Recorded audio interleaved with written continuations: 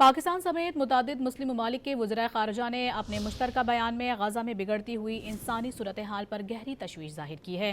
तर्जुमान दफ्तर ख़ारजा ने कहा है कि पाकिस्तान, मिस्र, इंडोनेशिया, उर्दन, कतर, तुर्किया, सऊदी अरब और मुत्तहदा अरब अमारात के वज़राए ख़ारजा ने कहा है कि गैर मुस्तहकम मौसमी हालात, मूसलाधार बारिशों और तूफ़ान ने गज़ा की इंसानी सूरत हाल को मज़ीद संगीन बना दिया है। आलमी बरादरी से मुतालबा किया है कि वो अपनी कानूनी और अखलाकी जिम्मेदारियाँ पूरी करे।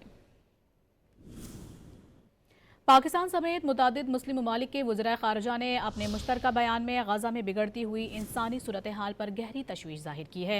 तर्जुमान दफ्तर ख़ारजा ने कहा है कि पाकिस्तान, मिस्र, इंडोनेशिया, उर्दन, कतर, तुर्किया, सऊदी अरब और मुत्तहदा अरब अमारात के वज़राए ख़ारजा ने कहा है कि गैर मुस्तहकम मौसमी हालात, मूसलाधार बारिशों और तूफ़ान ने गज़ा की इंसानी सूरत हाल को मज़ीद संगीन बना दिया है।